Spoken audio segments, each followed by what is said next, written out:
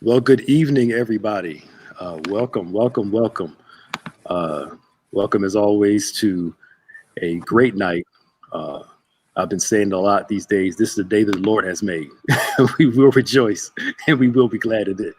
To make the choice to um, thank God for every moment, every day, every hour, and every second. Um, we thank God for you joining us today as we talk about what we consider to be a very important topic, which is how to navigate the corporate world as a minority.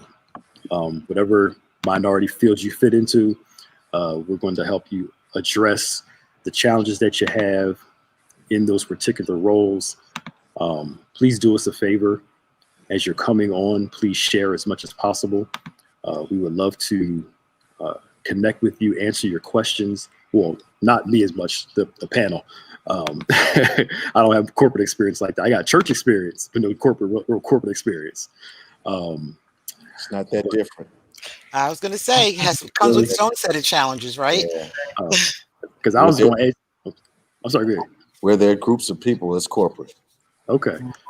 Because I was like, I'd never worked in corporate America. I was going to throw y'all all the questions and just No. let y'all run You with do work in corporate America. Yeah. it. Okay. Well, that is true. Principles transfer very, very cleanly. Hmm. Yeah. Okay. Well, praise the Lord. Will y'all do us a favor and please share as much as possible? Y'all come on and we would love to be able to answer your questions. We got about 60 some people in. We'll do some introductions. Uh, and we're so glad you guys came in. Of course, I am Pastor Nick Smith, and we'll go from the top. Bishop Evans. If you've been living on a rock, you don't know who he is, but y'all should by now. Hi, everyone. How are you? Yeah. Sister Deborah Dickerson, and then we'll work to Jane, and then Reverend White. Okay, so good evening, everyone. My name is Deborah Dickerson. I'm Director of Operations for East West Connection. And in that role, I'm responsible for overseeing a team that delivers innovative and virtual events for our corporate clients. Cool. Pretty cool. Jane. Good evening. Yes, good evening. I'm Jane Ellen Miller. I'm a senior IT executive with a corporate entity that outsources to colleges and universities their IT. And I'm currently assigned to the largest community college in the state of Maryland, where I serve as the Vice President of Information Technology. It was supposed to initially have been an 18-month contract to solve some major problems they were having. And we've solved those problems and it continues. So I think I'm on my third extension of them renewing the contract. They're supposed to be hiring their own person, but they're not ready to do that yet. Boy. Somebody must be doing a great job. Yes. Reverend White. Hello, and I'm Rich White. I've been a member of Bethany for 30 years, 29 years, and recently moved back to the States from Europe after working there with DuPont. Joined a new company where I'm now vice president of the industrial specialties business, about a $500 million chemical business, full P&L responsibility. Just glad to be here and offer any insight that I may have from my experiences. So thank you. Cool. These three individuals, Reverend White, Sister Deborah, Sister Jane, they're part of our Business Professional Association. They run that particular small group ministry here at the church, and they help corporate America, small business owners, give you the education, the connections, the networking, all those things you need to succeed. We're so glad they're joining us tonight. And from here on out, they're going to help us run this panel every single month. They're going to be on, and you're going to get to know them. Great information, a wealth of experience and wisdom. And we want you guys to be able to come on, share as much as possible. Y'all tag some people to make sure that people join us this evening as we talk about what I believe is a very important topic, because things are changing in the corporate world. And I'll start here with this. And it seems like with every emerging generation, the corporate standard changes somewhat. I know I'm young, but it seems like I hit 30, things changed, other ones changed. Have you guys had that experience where a younger group comes in and they have to corporate America has to shift a little bit to meet the needs of that changing generation? I hope I asked that question in a sync way. Yeah, yeah, I would say absolutely, and as we all know, people are working longer, right? So now we have multiple generations in a workplace, and we have to learn how to marry the experience from the people with the veterans with the vision of the young folks. So in my particular environment, we are really pushing this initiative to have an infusion of younger people join the company, so that we could benefit from their vision. And yes, I've had conversations with younger individuals in my company who definitely are not necessarily open to some of the basic standards of corporate America. And the conversation's always very interesting. They come with their own ideas. They're looking for immediate promotion, immediate gratification, and they have demonstrated in many cases just not having the patience to go through the process to obtain the things that we have. Wow. That's And a mouthful. they actually verbalize that? Oh, yes. They do, Bishop. They do. Yes, they do. I had one individual who, there's a certification that you can train for in our field. And this young woman, she took the classes, got her certification. The day that she passed, she came to me and said, okay, I have my certification now. When can I be promoted? Now, had there been a conversation that would give her that impression? No, that was strictly entitlement. Okay. Yeah. So there are, I don't want to say, I'm not going to generalize that whole generation, but this is just one example. There have been other cases where people are teachable and you can mentor them and they can understand what the process is. But in many cases, it's immediate gratification is what they're seeking. So can I ask a question, Pastor Nick? Sure. Go ahead. No. So what was the difference? My generation came in looking for mentors, looking for someone to show us the ropes. What changed culturally in the corporate world or in the culture per se that caused people to come into an organization wanting to change the organization without understanding the workings of it? Anybody want to take that? Right? And that they've gotten used to so much being instantaneously, right? Microwave popcorn. When I grew up, it took a while to cook that popcorn. Right? In fact, there was no microwave. Fast food. And so you'll even see if you go to a restaurant, which we're not doing right now, to have a nice sit-down dinner, people are like, well, why don't they hurry up? What are they going to do? No, can we just relax? I think it's that everything has to be instant, has to be fast. So even their career, right? And they don't understand career tracks and career laddering. And I think that's part of what we have to do in terms of mentoring and showing them that you're not ready. You have that certification, but there are other areas where you're still not as mature as you need to be. And really kind of modeling some of the things that they're going to have to do to get there.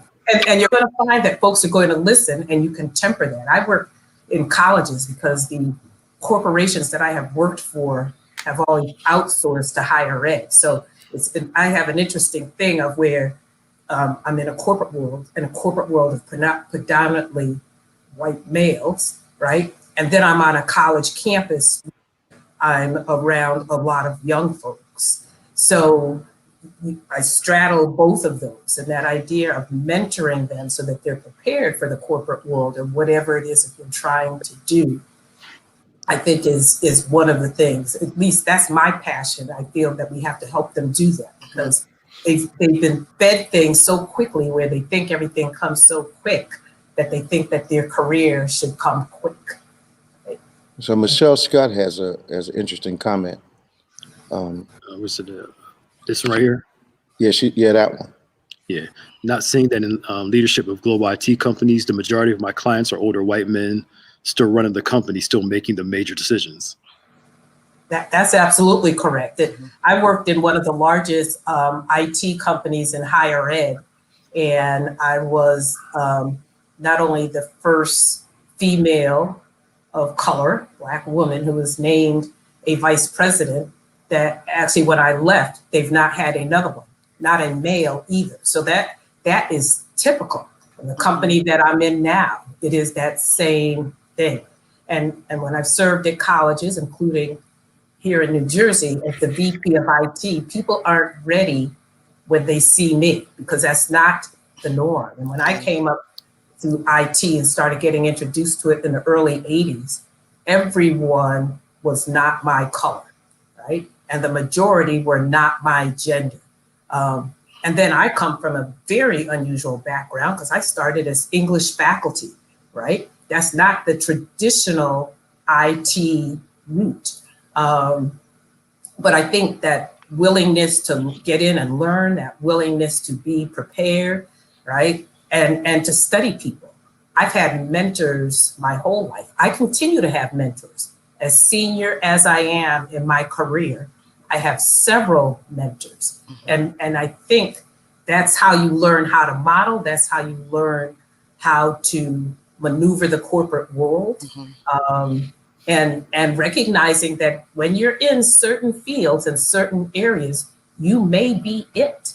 I'm waiting for the day where I go into a role and I'm not still the first one going into that role, right? But, you know, that's the part of bringing others along and some of our younger generations as they're coming into these spaces so that they're prepared to handle and deal with it, because it's a foreign thing. The way I am in my corporate office is not the way I am at home with my family, right? The way I am on the corporate site is not the way I am with my sorority members or with my friends. And so you straddle those things, especially if you want to be promoted and you want to get to the C-suite in particular, right? There are just some things that you have to take on the norms. Now, when I started, my suits did look like Brooke Brothers, and there's nothing wrong with that at all. But as I've matured, I've gotten more confident with having things that have a whole lot more flair and that say that, first of all, I'm Jane Ellen, but also I'm a Black woman who likes to dress, right? So, and it's not going to be anybody else in that corporate environment with that. Never inappropriate or anything, but it fits my style.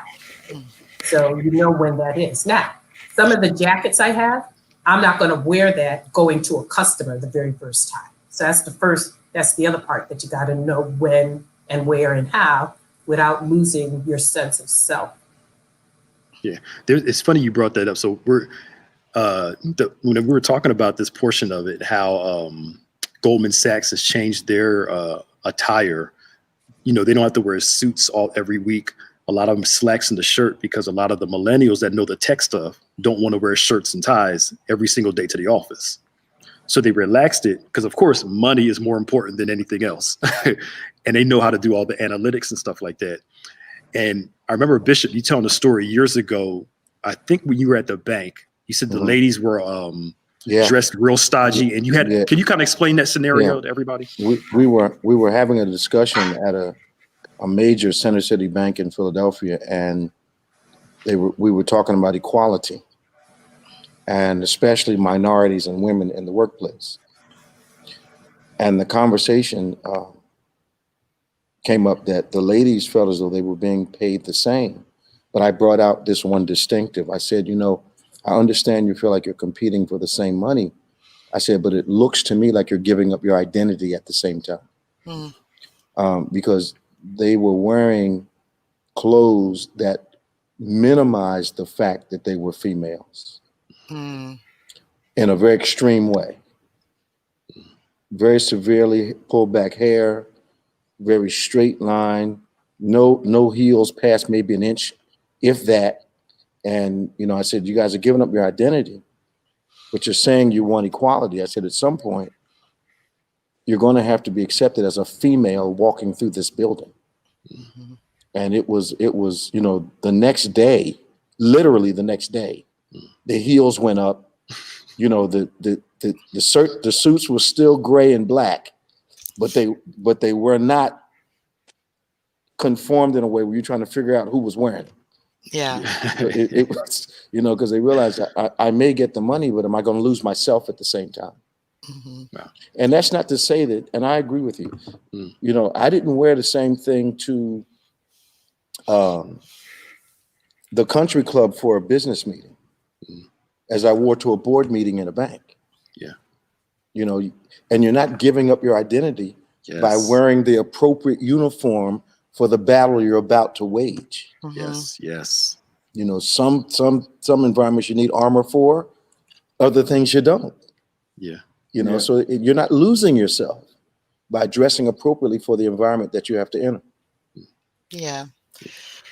Yeah. I wanted to just add something to that, if I will, just another way of looking at that. And something that my mentor taught me as I was, coming through the ranks in my career.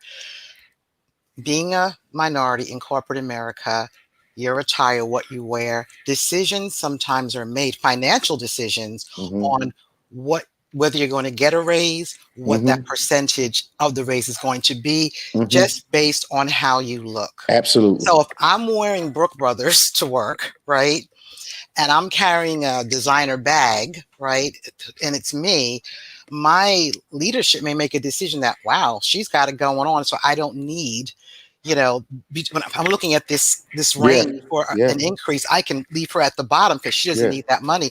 And we Yeah. know how unfair that is. But these are all things that I had to consider as I moved through my career, because I knew that I would be judged on things, biases, right, Mm-hmm. that were Mm-hmm. unknown to me. The only reason I was aware of it is because my mentor told me to be on the lookout for that. Mm-hmm. So Bishop, back to what you asked Yeah. earlier, and what's the change? I think the absence of mentorship is a Okay. significant change in between what we're looking at today and how people are navigating today. And Richard, I know we're just talking. You haven't had a chance to say anything. So I'm That's going to all be right. quiet and let you weigh in. No, Well, let me ask you a question. Is there an absence of mentors, or is there an absence, and maybe Rich can help us with this? Mm. Is there an absence of mentors or absence of a desire for mentors? Wow. yeah, that's a great question, Bishop. Mm. And a lot of times people forget that in order to have a mentor, the mentor has to want to be a mentor, and the mentee has to want to be mentored, right? So, and that usually comes from there being some natural connection between the two. All the mentors I've had, whether my race, whether white, whether female, there has been a connection there where they saw something in me and I wanted to exemplify something that they've been doing that allowed us to then connect some way, and then they became my mentor. Um, I've worked in companies where they say, okay, we want you to mentor that person. Well, those two people may not have anything in common at all.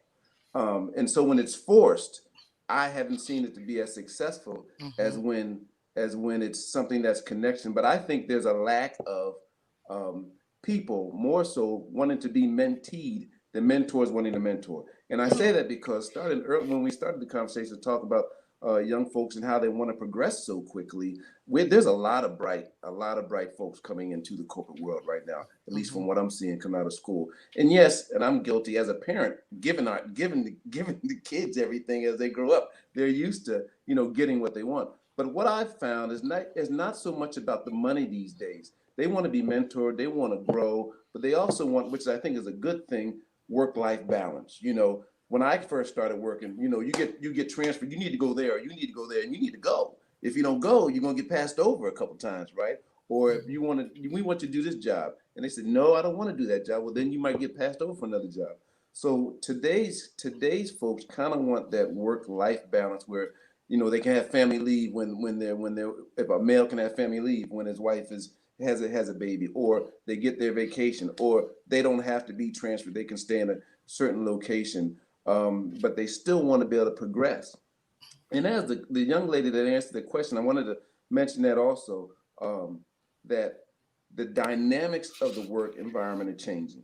Baby boomers, yes, most corporations have the leadership is all white in most corporations. But what you'll find also is that it depends on if it's a B2B or a B2C. B2B, as you all know, is business to business or business to consumer. If it's a business to consumer corporation, they're more likely to have minorities and women in leadership positions, because if they don't, the consumer sees that. And then the consumer says, well, we're not buying those products because they don't have no people there. Where the companies I've worked in have always been B2B, business to business. So there's no consumer that is saying or checking the company. And in those situations, you have to be able to perform, and you have to make sure you have the right mentor to get you to that next level. So I agree with you, Bishop. Mentoring has changed, but I think it's more so that folks come into business thinking they know it all, because they are very bright. And then the mentor say, okay, you got this, go ahead, handle your thing. Yeah. I see two. This would be a twofold question. Somebody brought up in the comments that your mentor may not be a person of color.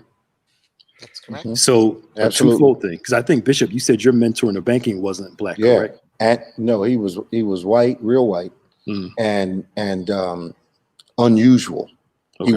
He wore a derby hat, carried a cane, and had a handlebar mustache. I can see that. Yeah. But he was the top producer in the bank. Okay. So they tolerated his style based upon his productivity. However, I found that in minorities, like us being Black people, our style has to be appropriate along with our productivity.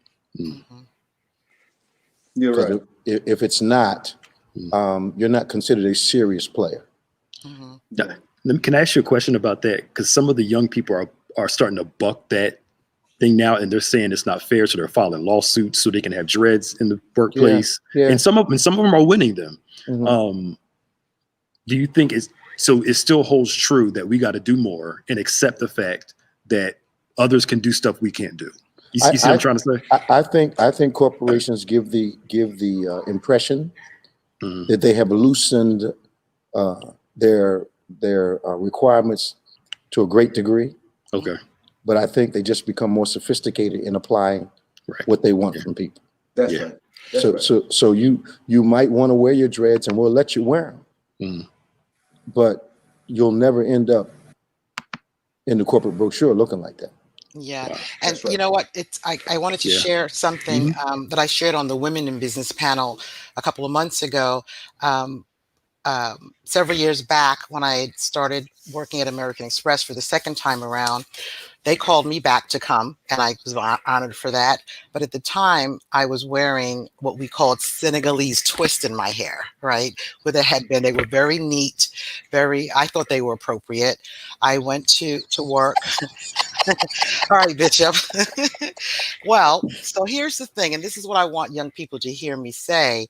The assignment that I had was actually to manage the team that was going to be planning the events for the C-suite, right?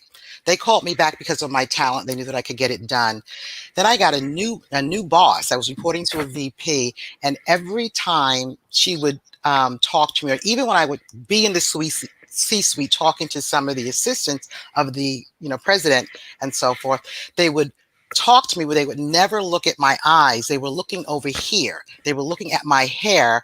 I couldn't get the eye-to-eye contact with them because my hair was a distraction. So I made a decision that I was going to change that, and I was going to relax my hair and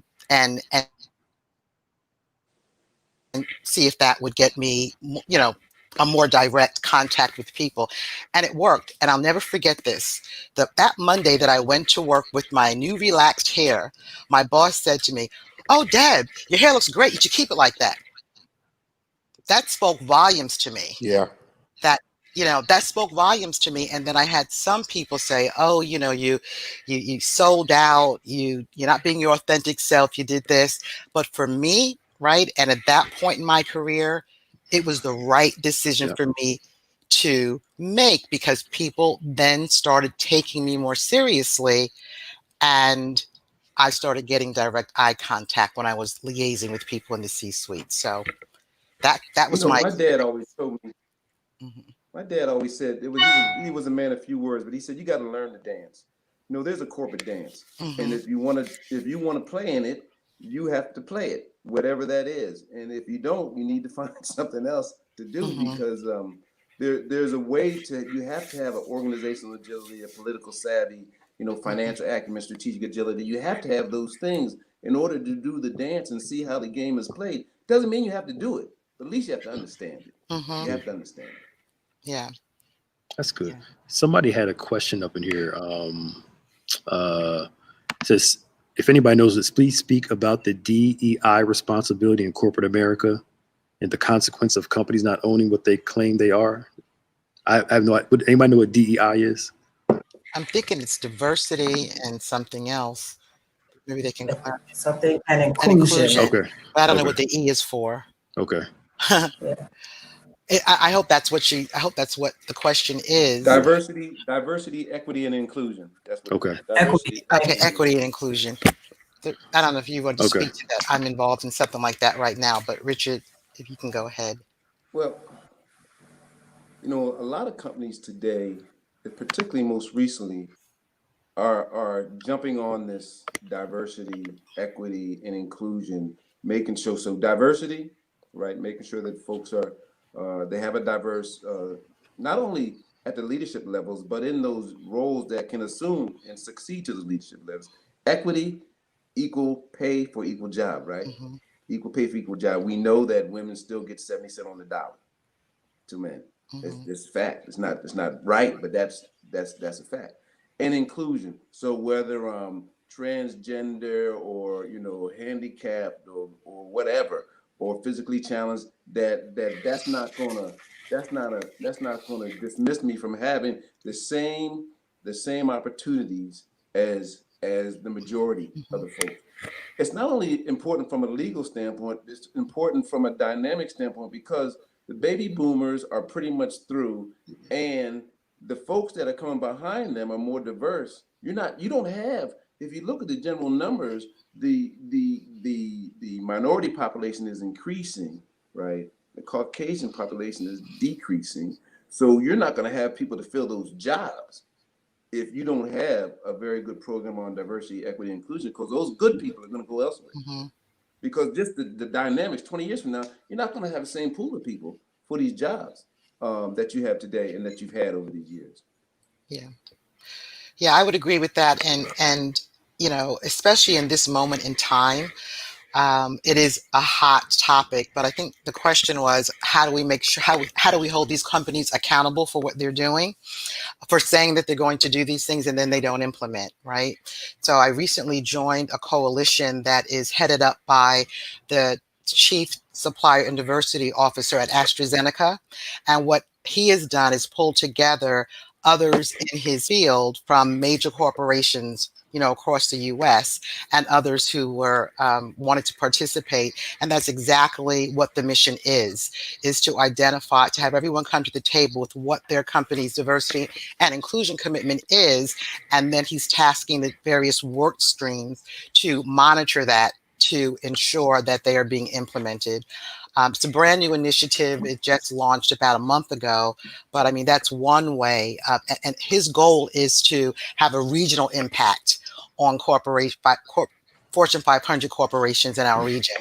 Yeah, so. I know a lot. I know with the federal government, they just started taking away some of that stuff in their realm. They can't do it in corporate America, of course. So you're seeing a resistance to that. But somebody brought up an interesting question, and this has been a question for women for years. I'm a mom and I work in the banking industry, and I feel like I shouldn't talk about having kids because it may make you look unavailable for assignments or promotion. Should I continue to avoid conversations about my kids or just talk about them and let my work speak for me? So that was one of the big excuses why they felt like they couldn't promote women, because of time off from having a baby. Who wants to jump in on that one right there? Oops. Oh, sorry, Jane. Hold on. Okay. About my kid. I've always talked about myself, right? But I also believe that I've come prepared and my work speaks for itself. Now, do I talk about him all day, or are there other conversations and that's where I'm interjecting? No. So I think that there's a time and a place. But what I've seen, I've got a team of 170 people. and they all have families. People have lives, right? They're impacted by those families. And so you do talk about those things. And so I think there was a time when that was not the thing, but, and maybe that's a part of the equity, inclusion, diversity that's so high right now, that people do have families. I think that's a part of why family leave, where a man gets the same type of leave for when there are children, whether you're adopting or having a baby, right? Because that's part of us. And I think companies who care about people and want their employees to be happy recognize that they're a whole person, right? So yes, I think you do talk about your children. But again, it cannot be what dominates every conversation. It cannot be what you're talking about when somebody's trying to talk to you about something on the job. Mm-hmm. But you don't ignore that. That's part of who you are. Yeah.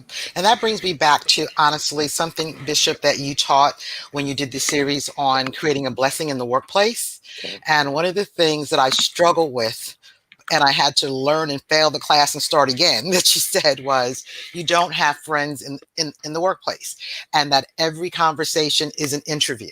Yeah. Right? And that, I think, is really very poignant and a rule that we should follow and understand, because you never know when that information that you share, whether it's about your kids, your husband, or anything personal in your life, is going to negate you from having an opportunity to grow. Mm-hmm. So I think we have to filter our conversations in the workplace. And if I have maybe a boss that has kids, well, maybe I'll have a conversation with my boss about kids, because they can relate to that. Mm-hmm. But I really try and temper any personal discussion in the workplace, because that can be used against you. Yeah, I agree. Yeah. We have a couple of people in the comments talking about they're participating in the DIE groups on their jobs. Because of the lawsuits and everything, it is such a big thing. Mm-hmm. So if anybody wants to chime on that part before we move on to another topic. I saw an interesting comment about sponsors versus mentors. Yes. Thank you. Yeah. Mm-hmm. So there's a new trend in the workplace that moves from having a mentor to having a sponsor. A sponsor is someone who's in a position of power, has a seat at the decision-making table, and knows your work and can speak on your behalf and value to the organization. Yeah. Now, is that generational? Because that sounds like my mentor. Yeah, I don't know, but I know the way I look at that, and this is something that I, embraced several years ago, and that when you reach a certain maturity in your career, you do need the sponsor. You need the sponsor to walk you through and take you to the table versus a mentor. So I've had a mentor, a couple of mentors my entire career, but I got to a point where, okay, they've given me the tools that I need to get to this point. Now I need someone to walk me through the rest of the way. So I think sponsorship is critically important, but I don't think you start off with a sponsorship. You start off with mentorship, and you grow into a sponsorship position. Now that we're talking about it or splitting the hair, I didn't know who Jay was. He was a sponsor who happened to mentor because he had a seat at the table. He was a decision maker. He had influence. And I guess in my mind, I'm thinking a mentor needs to embody a lot of that. Right. Mm-hmm. Yeah. Yeah. That's where I was going to go. When I look at the people who I call mentors and have called mentors, they have either been the president of an institution or the president at a company. And so maybe in today's parlance, that's called sponsor. Mm-hmm. But I always look at them as mentors. And some of them are still my mentors. Mm-hmm. Now, am I trying to be that president? No. But I aspire to be in that suite. So that's who I've looked at. Now, I've also looked at, and I have as mentors, people who are at the senior vice president's level. So maybe those are sponsors, but in my view, and maybe this is part generational, not that I'm in Bishop's generation. Only he knows the truth. But I've always called that a mentor. But based on what Deborah just said and what I saw in that question, that is what some people call sponsors. Okay. Well, I think the other piece of it is, so I need, from my personal experience, my mentors have primarily, up until very recently, been outside of the company that I've worked with, right? And the mentor that I've had since I started my career is still a mentor for me today. But once I entered corporate America, right, what I was looking for is a sponsor, is sponsorship for someone that was there within the company I was working with to help me navigate the politics and get me to the next level in my career. So for me, they were two distinct roles. So you guys are talking about a biblical model of somebody with favor bringing you into a place of favor. Yeah. Which is Bible all throughout. Yeah. Right. So how? Sorry, go ahead. Go ahead. No, I was going to. It was probably leading to your answer, because I was going to ask, how do you form that relationship with a sponsor? Yeah. To get that. Yeah. The sponsors in my experience, are a bit different. So when I first started, my mentors, when I first started working, weren't in the C-suite. They were folks that might have been 2 levels above me, and I might have been 7 levels below the C-suite, right? So it wasn't always the top dog at the company. And those changed as I went through. Now the sponsors are folks that actually sit on the executive leadership team, and their role, not their role, that's not their job. One of their roles is to make sure they are bringing before the rest of the team these folks that are in this question. They're making sure they're sponsoring folks so that these diversity, equity, and inclusion statistics that all these corporations are going into, because they're part of their sustainability goals, are making sure they have somebody on that executive leadership team, maybe one person, maybe 2 people, but they're making sure that they're bringing some other folks along. So they may not be mentoring them, but the mentors have a connection with this sponsor, talking about how these people are doing. Are they ready? Are they not ready? What other challenge can we give them? Can we put them over there? Can we put them over there to make sure they're developing right before we can, so that when the time comes for them to be up here on the executive leadership team, they've had all the various challenges. So those are the sponsors that I've been associated with in the last 3 organizations I've been in. I think that what as I remember, I'm sitting here, I remember that my sponsor mentor came to me because I was experiencing some overt racism at the first bank I worked, and I was doing the work, but I came into the bank in my 30s. All the other coworkers were kids right out of college. And so my immediate superiors were expecting me to approach the job like the 22s and the 23-year-old kids. And it was, I think it was, they mistakenly gave my work to Jay Hill. He saw it, and then he had a conversation with me. And he said, tell me how you're doing around here. So I figured I had nothing to lose at that point, because my boss wasn't even speaking to me. I would say good morning, and he would turn his back. Wow. So I told Jay everything. He said, come with me. So do I know what's going to happen? He walks me down to my boss's office, walks in and says, this is the guy I want on every credit that I do. Wow. He'll work with me exclusively. Do you have a problem with that? And the guy said, no. All I had done, I asked God to send me an angel. Wow. Okay. And God delivered this guy. But what happened was, he trained me so thoroughly that when I went to the next bank, I had to dumb down going in because I was more prepared than the people that I was reporting to. Yeah, and that would have been a threat to them. Yeah. Absolutely.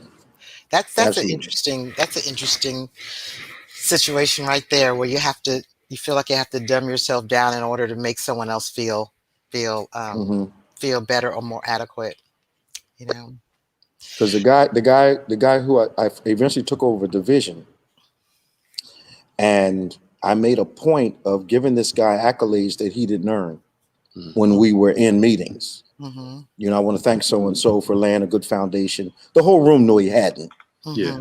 But I was learning how to dance. And I didn't lose anything telling him that, because that was the same meeting, same board meeting that guy asked me, how did I feel being the missing link? Yeah. Yeah. Oh, that was your direct boss. Yeah, that how did I feel being Wow. the missing link? Mm. Go on, tell the story. Tell the story. No.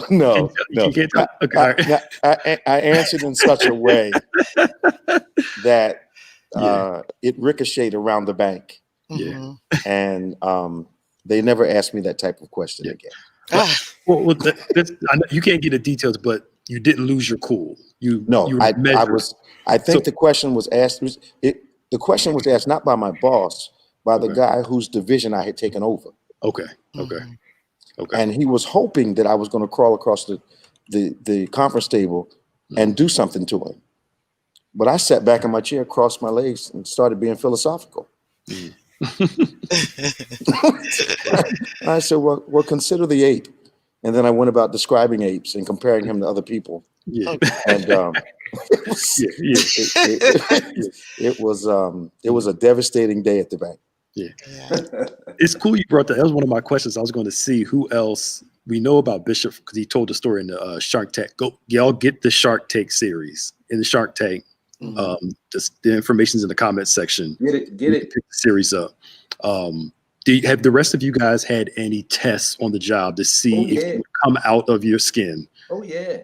so they can Oh, get you? absolutely. Yeah. Yeah. I was in as Bishop knows, I've always in my offices, all my offices, always had a Bible on my credenza. You know, in my corner offices all the time, Bible on my credenza. So I when we were sent over to Denmark, I had the Bible there, right? In Denmark. You know, 3.5% of the people in Denmark are Christian. That's what statistics say. Mm. And so my boss from the U.S. came over, president came over, and he said, you know, you got that Bible on the back of your desk, and you know, the people here that might offend the people. I said, Bishop, I said this to Bishop. I said to my boss, I said, I'm the only black guy here. Do you think they see the Bible or they seeing me?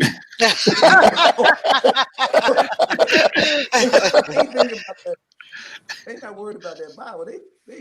These folks have never. I would say that most of us have experienced this. That when I go into an organization and you say, how many of y'all have ever worked for black folk? None of them. Nobody raises their hand. Wow. When you go into we go into these situations, nobody has worked for folks that That's right. work for us. So when I deal with this chemist, and I'll shut up. He said to me when I was at my last company, he was talking about Martin Luther King holiday. He said, aren't y'all happy that y'all finally got a holiday? And I said, what do you mean? He said, well, you know, the Jews have this, and now the black folks have Martin Luther King Day. I said, well, that day's for everybody.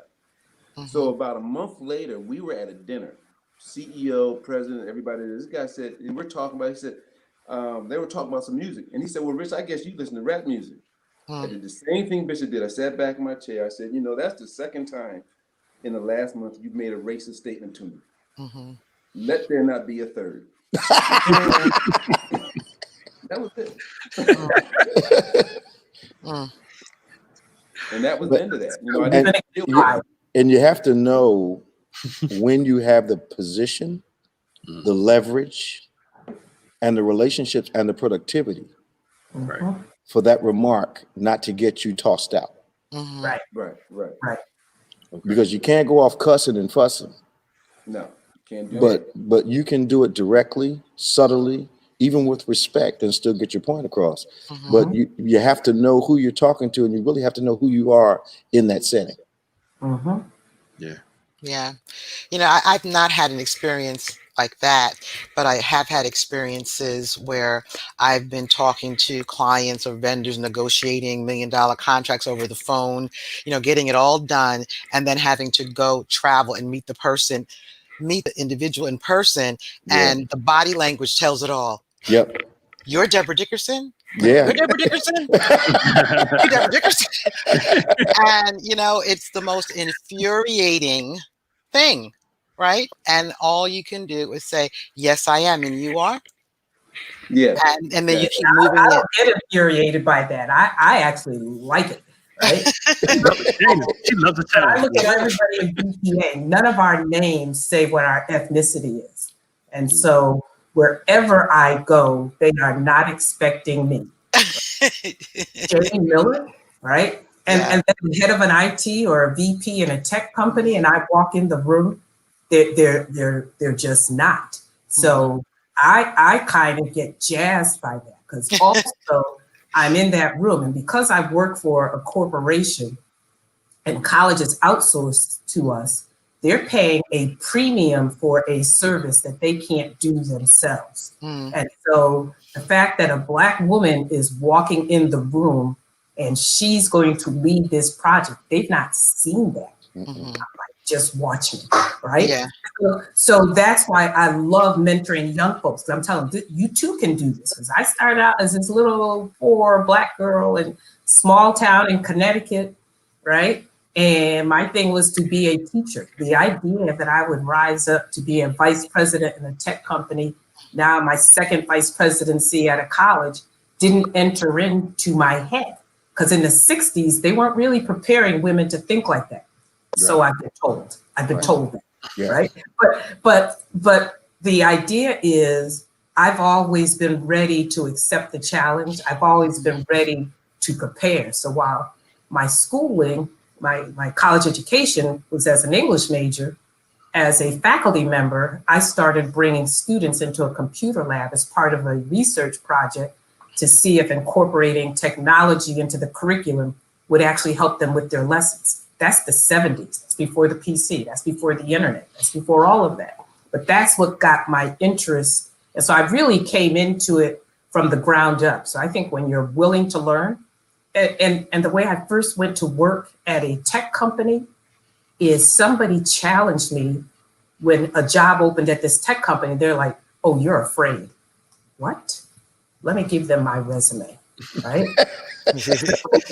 So, you know that, but that's the thing. And also, like Richard, initially I had to move around, right? So Cleveland to DC, Maryland, to New Jersey, to Ohio, right? And you do those things, and then it got to a point where they wanted to move me, and you get to a level, and you're like, no, You're doing it. you can stay right here, but you've risen to a level where you can actually say that. But sometimes to be prepared and to continue to move up, you have to move to have those opportunities. They're not always going to be in that same company, in that same space, right? So that's the part of being prepared to do those things if you're wanting to make a career and actually move. That's right. And Bishop always says that, divine opportunity is often inconvenient. Inconvenient. Yeah. When you put the work in and you finally get to that point, though, as you go up that ladder, the position is small, that it gets the air is thin up there and there's not as many jobs. So when that opportunity comes, it may be at an inconvenient time, but if you've already put the work in, you're ready to go and do it, then, you go ahead and do it as long as it is what, is in the best interest of you and your family and Exactly. Yeah. And I think we would be remiss if we didn't, if we didn't talk about the fact that there are only 4 Black CEOs of Fortune 500 companies. 4? 4. Only 4. Okay. At our height, which I think was back in maybe 99. I got to double check my dates there, but there were 12, right? There are 4 men, right? I think it's the CEO of Merck, the CEO of Lowe's, the CEO of the Teachers Insurance and Annuity Company, and I gotta look at my notes. I can't remember who the 4th one was, but that just says to me that we still have a very long way to go. Sorry, I can't find my notes on that. We had 2 Black females several years ago. The CEO of Sam's Club, Rosalind Brewer, and then we had Ursula Burns, right, at Xerox. So it was interesting. I did have the opportunity to meet and speak with Ursula several years ago, and she shared with me that when she became CEO and this is when we have to check ourselves.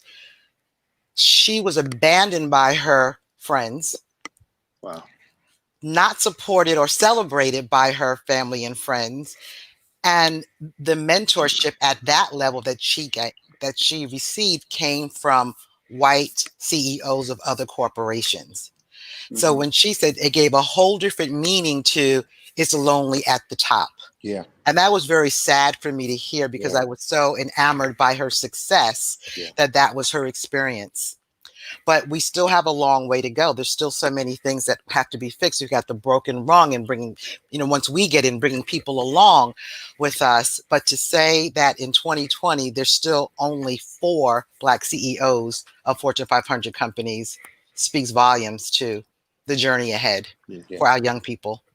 That actually segued into, we got about 7 minutes left into this last part was, when do we introduce change to benefit other minorities? So usually a lot of minorities kind of stay back and just play, but they see an inequity, but don't find the strength to jump in there and do it. Bishop, I know you've done this in a lot of areas, and everybody else. I would love to hear your thoughts on, strategically, if you see an inequity, how and when do you introduce that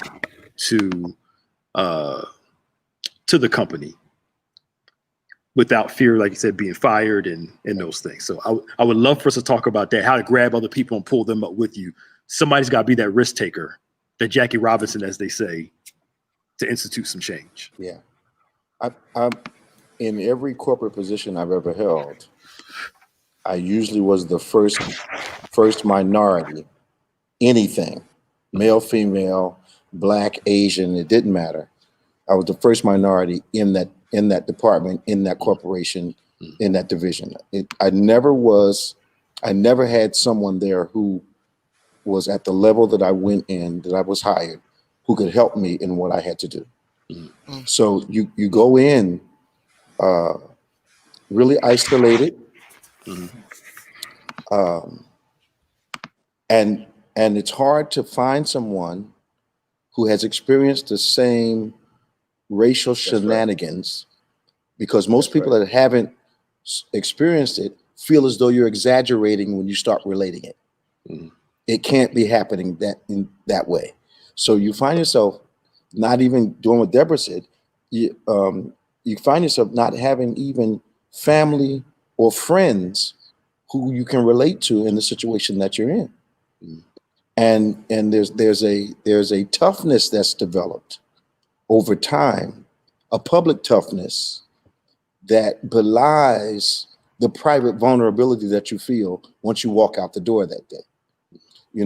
I would go home and cry, but by the time they saw me the next day, there was no indication that I was feeling that kind of pressure. So, and it became essential. I prayed hard, and God answered the prayer. And I didn't care what it looked like, as long as God sent someone, because I felt like it was key to my career. That I had to learn it at some point, and it might as well have been that. And Jay was extremely forward with me. You shouldn't wear this. You need this on your feet. You've got to have this. You've got to have that, because your production alone will not make it in this industry. Wow. Your image is going to have to be enhanced for the corporate environment that you're in. So I decided I was not going to wear a gym suit when I needed armor every day. That's right. That's right. That's right. Anybody else want to chime in on that? No, I think all that is correct. And you have to, a lot of folks let their job become their identity. And that's one of the mistakes I never wanted to make, because if you lose your job, then who are you, right? So you have to maintain your sense of self, your sense of groundedness, your sense of what God put you here for, what your purpose is.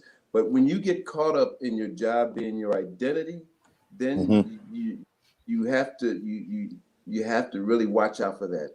And I see a lot of people like that. You see a lot of people like that who they are their job.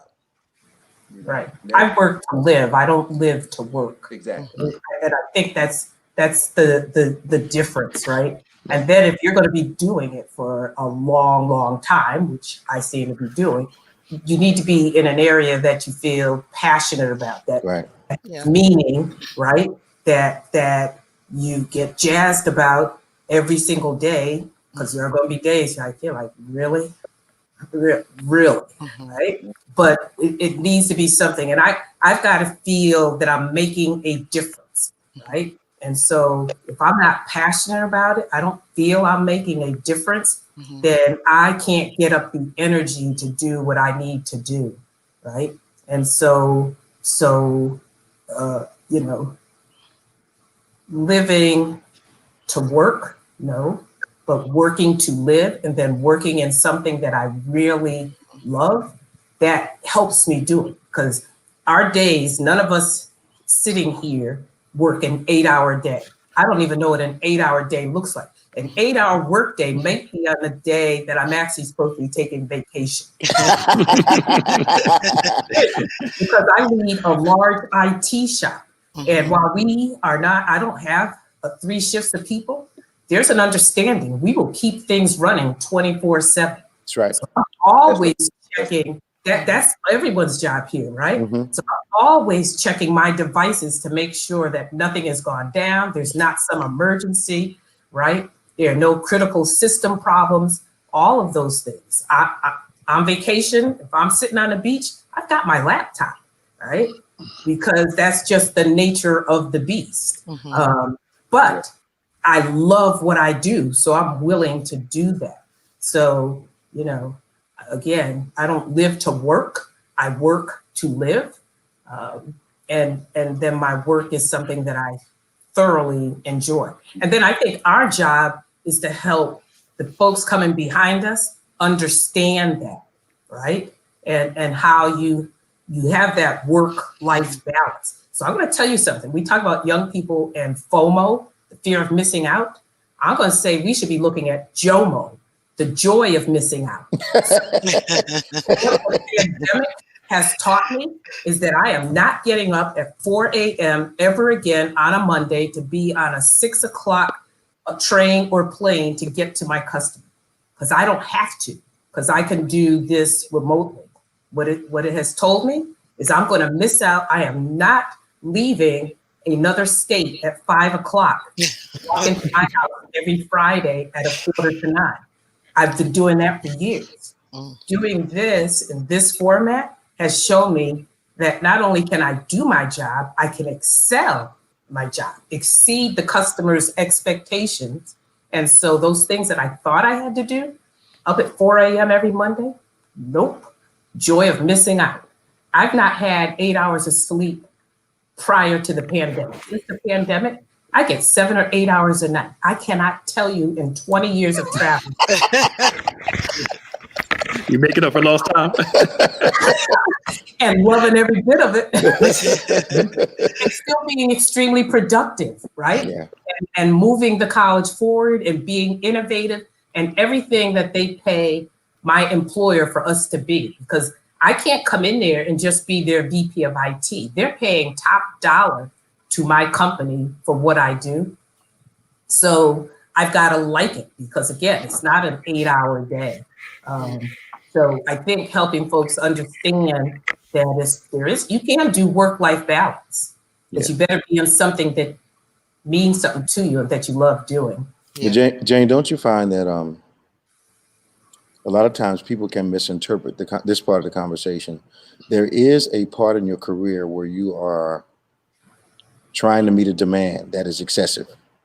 And as you mature in the career, things like what you just described happens. As you mature in the career, you start traveling less. As you mature in the career, but those dues in a lot of our industries are paid in the early days. So the younger people coming after us have to understand that for the more demanding, high-paying positions, there will be a time when work appears to be excessive, but it's not excessive for where you're going. It's developing a work ethic and a consistency and getting the knowledge and solving the problems that are required. Because I'm with you, Jane. I can be reached when I'm away. Yep, Because I would rather solve a problem that doesn't develop further by the time I get back. that's right. You know, but I think people need to know on the front end, just like starting a business. You start a business, you're married to that business for Mhm. quite a while until it starts to feed you. Right. But some people think you can come in, work 4-hour days, and build $1 million business. That's not how it works. Not how it works at all. No. So You I think there's a maturing in the process. I think we have. Yeah. And I think maybe that'd be a good discussion, probably in the next month or two, how the pandemic is changing how we do work. Because, like what Jane said, a lot of people are a lot of managers and bosses are starting to see we can save money with all this tech stuff. I wonder how many businesses are going to shut down their buildings and have people working from home to save money on real estate, or use the real estate to rent out or something like that. That's right. It's going to be interesting Mhm. thing That's a to good see. topic. I'll add it to our list. Yeah, because and it seems like if they're getting the right production from their people for working from home without having to pay for electricity and all that stuff, we might see some changes. Do you think it's going to impact salaries? That's the fear. That's the thing. I don't think so. I will tell you, for the past 20 years, the companies I have worked, you would consider them virtual companies. In the early days, the 70s, 80s, you went into that corporate office. But by the 90s, what they were starting to see with tech, that if you could do your job remotely, except when you had a customer site, why were they asking you to come into that corporate office? And they discovered that they had to stop that because they were losing people, right? Our corporate office was in Florida, but a lot of the people lived in Pennsylvania. And they would tell them that they had to be there Monday morning if they weren't at a client site. They were losing people. So it became virtual. You work from home until you need to be somewhere else. And then they saw that they could keep people. So the salaries don't go down. You still got to pay for that talent, right? Whether you're remote or whether you're on site. Right? Yeah. Right. I think that they noticed with some people I was talking to during the pandemic, they're working more from home because they're clocking you, they're calling you than they were in the building. Because the building, they're walking around talking to people at the cooler. I paid more now. Shoot. Yeah, for sure. Exactly. Yeah, you're taking lunch, you're lounging around talking, versus now it's like this. There is no water cooler at this point. No. And prior to I've only been working in an office for the past year and a half. Prior to that, I've been working from home for 12 years. Wow. So it's something that I'm quite accustomed to, and I can testify to the fact that you work longer and you work harder, and all of these myths that some of my team, now that they're working from home for the first time, they are learning that no, this is not going to be fun and games. When I first started working from home, I thought I could cook dinner early. I thought I could wash clothes on a Monday instead of a Saturday. I would put clothes in the washing machine on Monday. They would still be there on Thursday because I never so I mean it's really an art to doing it. It's very disciplined, and I also had to learn, and I have to thank my husband for helping me with this, to shut my office door at home and be in the house for the weekend. You know what I mean? Because it was the voicemail's always here, the computer's always here, and you were always going. So it's an interesting environment, It is 8:06. One person asked the question, I missed it. And we were talking about the executive positions. Why do you think we don't try for some of these high positions? Is it a fear of not being accepted? We were talking about only a few people at the top. Yeah, I think that if I would leave anything with anyone, whether it's a young person or a more mature person, you just have to be prepared. You have to be over prepared. You have to overperform.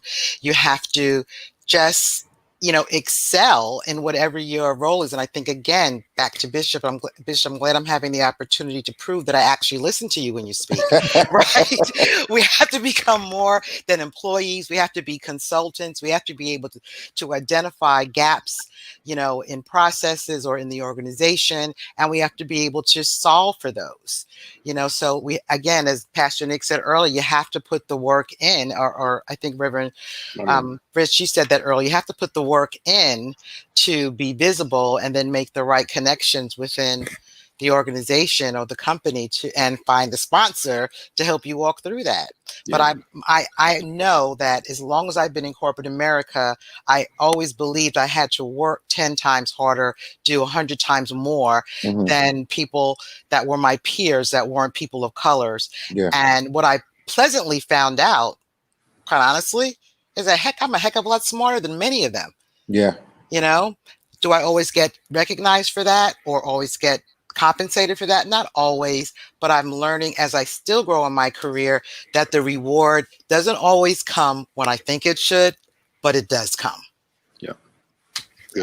Good. So we thank you guys for watching us today. This panel is going to be on some type of business panel every third Thursday of the month. So the October 15th will be the next one. I think we talked about doing something with small business with Bishop Greg Montanero, you guys, and Pastor Winfred Sanders, doing some small business stuff on the 15th of October.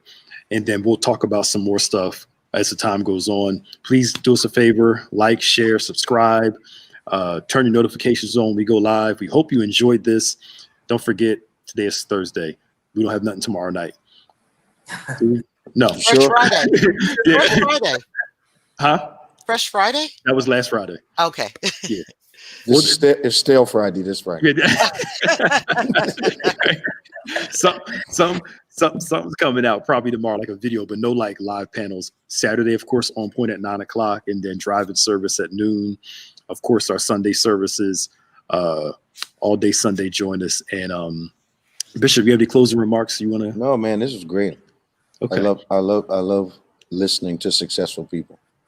Absolutely. All right. Thank you guys. Enjoy it. God bless you. See y'all later.